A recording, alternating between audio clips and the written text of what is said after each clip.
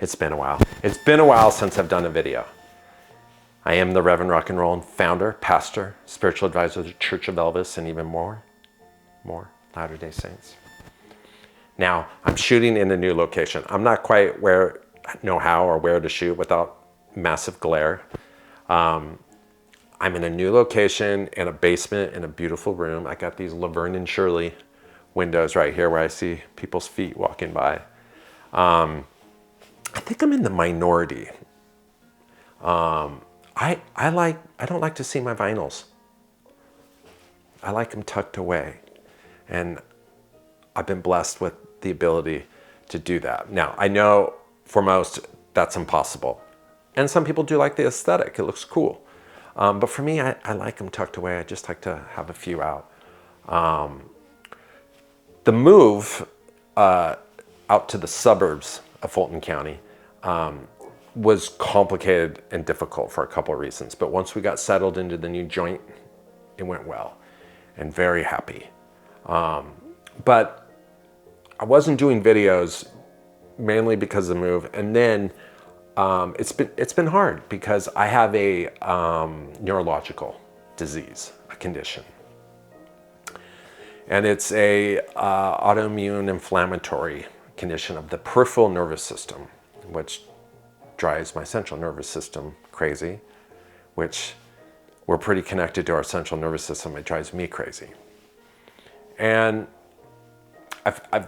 you might have also noticed that my weight fluctuates a lot, and particularly during COVID. Those very large weight gains are because of the therapeutics.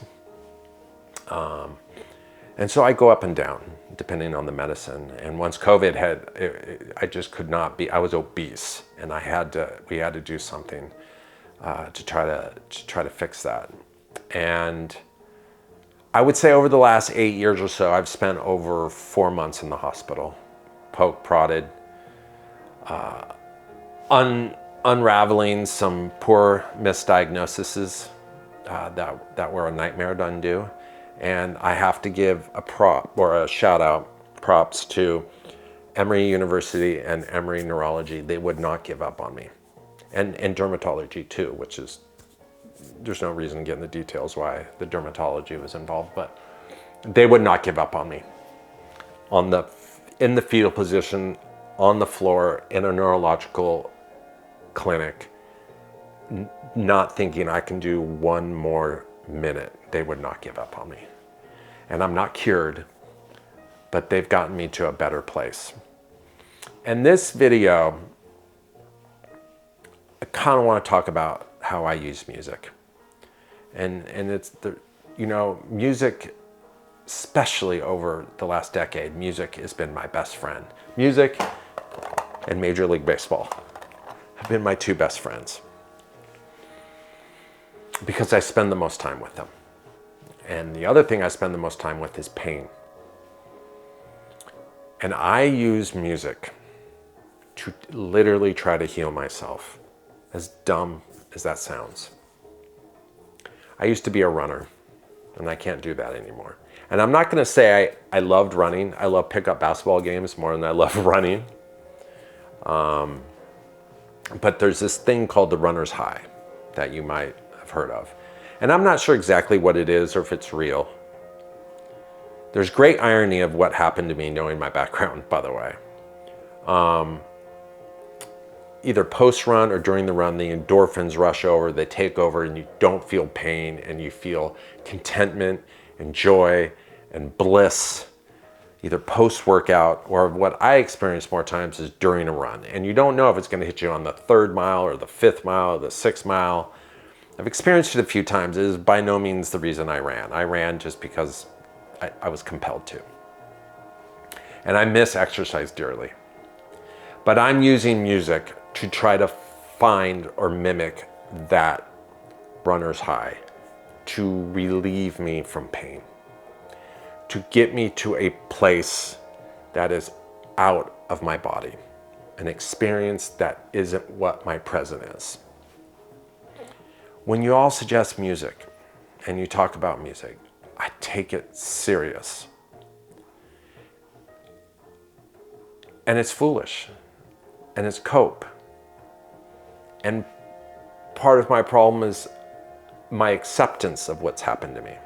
I'm mourning my old self, deeply mourning it. And I've had therapists help me with that because it was worse.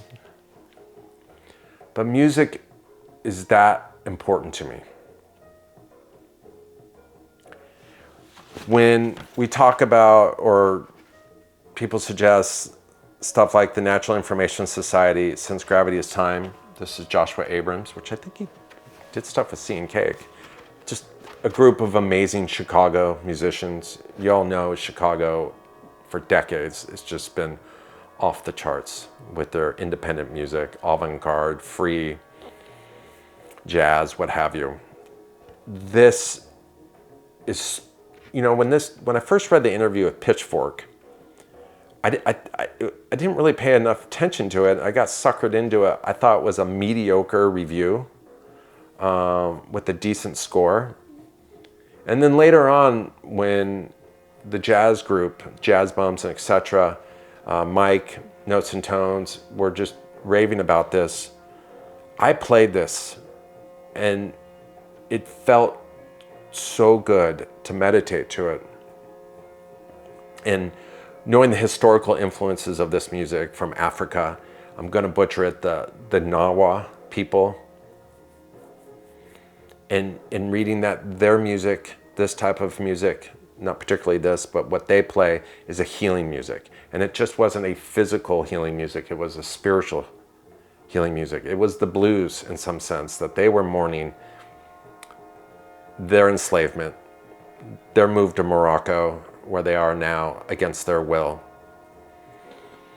And it's just so deep to me to be able to play music like this.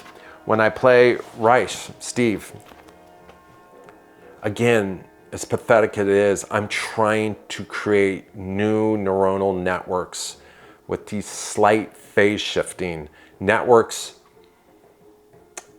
that repeat themselves but don't replicate what I already have, because what I already have is a mutation, it's damaged, and I need new ones. And somehow, some way, I think listening to music can help me.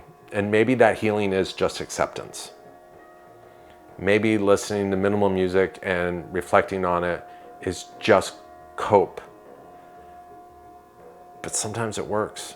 And I'm even using, I would say over the last 4 or 5 months, I've been using AI to find new experimental ways to make myself feel better. Because I'll tell you just honestly, on the vinyl community aspect, every amp, every pair of speakers, every piece of vinyl I have, I would give it all away to start over and feel better. Everything. Because I believe in myself so much that I could start over and be successful. But I have to work on accepting myself for what I am now. And this type of music does it. Now, is Ice Castles gonna heal me? No. But has it given me the ability to make love more than the average person? Of course. Of course. But on a serious note, one thing I have learned through this experience is empathy.